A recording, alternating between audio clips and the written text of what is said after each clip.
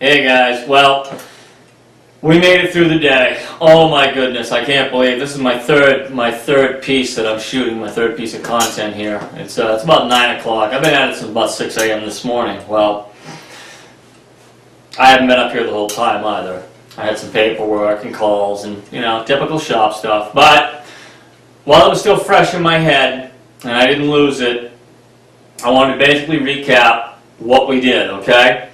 Now, I told you we had to, we scribed our legs. We made sure that we still haven't glued and permanently attached these. I do have a couple lags in each end. I don't need to show you the other side, okay? This is the one that was really kind of a pain in the butt. Well, I'll get a little closer here too. We had this nub sticking out. I cut it off with a saw, and I ended up having to cut the lower tendon down because this nub was hitting, okay? After I cut it down, I ended up coming in and I took another piece out and I respun the tendon to put the, to make it 4 inches again, alright? The other thing I do, and this will come in handy, trust me. I measure from my tendon, the end of my tendon, 1/2 inch, or start at 2. 2 inch, 2.5, 3, 3.5. Put a measurement scale on your tendons. That way there, you know how deep you are actually buried inside that log. It will give you a good idea to know how far you're, I told you we use the big, heavy torque head, self-tapping, commercial screws, lag bolty screws, okay? I'm getting tired, so yeah, it's lag bolty screws, fuzzy bunnies, I'm sorry, okay? By making the marks, we know how deep our tendon is in, okay? This is really, and I keep saying unique, I know, unique. It is. This is going to be a unique bed.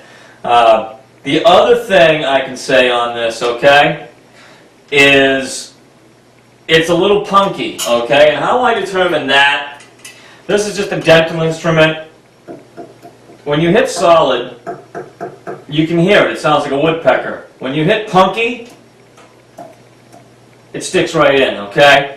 The way I'm going to cure that is after I sand this tomorrow, I left the other queen size over here behind the camera. I left it a darker. Well, what I'm going to do is I'm going to go in, I'm going to lighten this up and just leave some dark highlights from the spall. I'm going to take any of the punky stuff. This is what we use. I think I've talked to you about foraging spalted material before. Okay, this is a Minwax high performance wood hardener. This is like an acetone based catalyst, something or other with resins in it that will really stiffen this up. Now I'm not worried about, it's just the outside that's a little punky, okay? It's a little raw. The inside is still solid. I mean, this is really going to be a beautiful piece of material. Now, I would put this on tonight, but our nights are getting down cold. I got a small fire going in my stove. The fumes off this, yeah, I will not have a shop here in the morning. So when we pop these off tomorrow and I get them sanded, I'll take them outside. I'll put a little bit of this in a cup, something that won't melt. Don't use a plastic Dixie cup or anything like that. Okay, I'll brush it on. It dries really quick. I'll bring it back in. Okay, the other thing I really want to mention, and I would endorse these guys, everybody who works in the trades. You guys know Milwaukee Tools. They speak for themselves, okay? This is a self-feed bit. This is a big 2-inch one, okay? This thing makes very short work. It is a beast.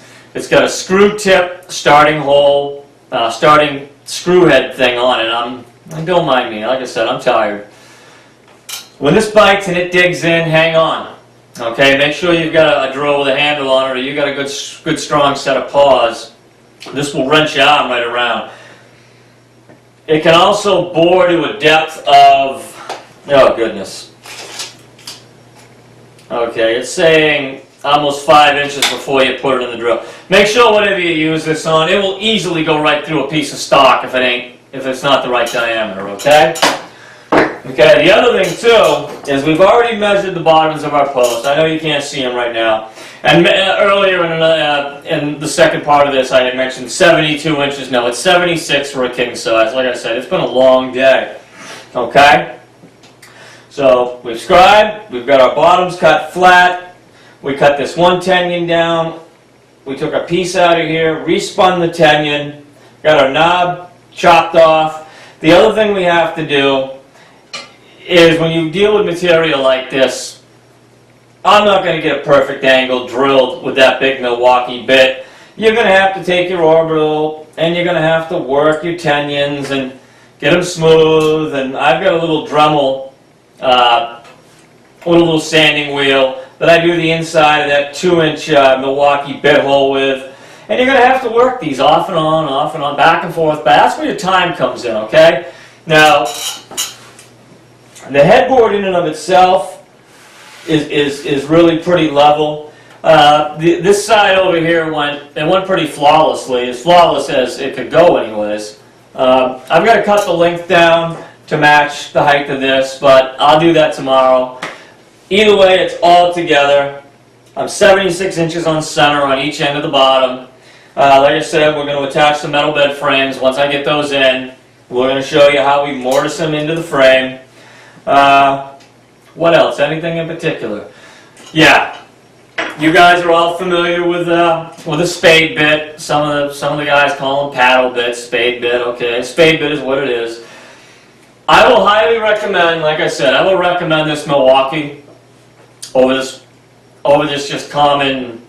I don't know who makes these. If this is an Irwin or just something I bought store brand, but these are all right when I'm doing a 1.5-inch spindle for say something small. Maybe I'm doing a footboard. Well, in the case of this bed, it's going to be a slab footboard and headboard.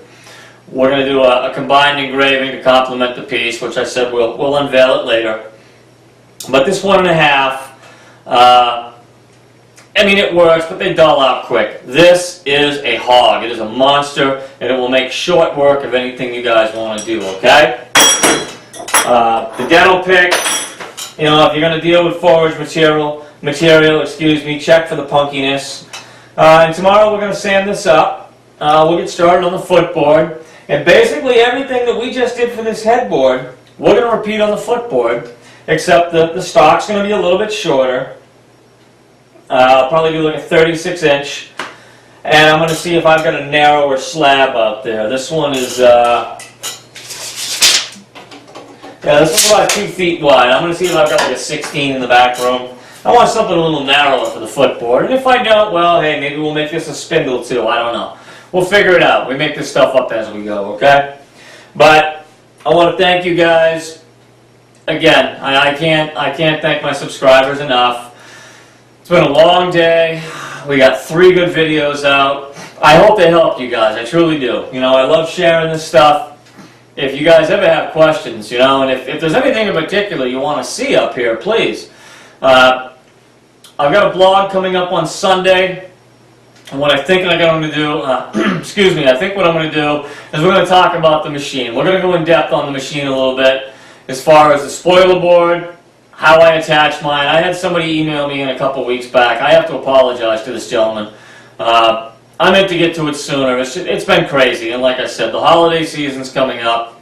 We've got a few things on our plate. We're trying to get these beds rolling. I really think if I can get these to take off, that, yeah, we'll make some folks happy with these. These are beautiful, beautiful pieces when they're done, okay? Well, again, guys, subscribers, followers, anybody right now, if you can give me a thumbs up on the video screen there. And I understand not everybody wants to subscribe, but if you like my video, if you could give me a like, hey, I'd appreciate it, you know? Again, thank you guys. Good evening. Go get some sleep. I don't think I'm going to have much problem tonight, okay? All right. We'll see you soon. Bye-bye.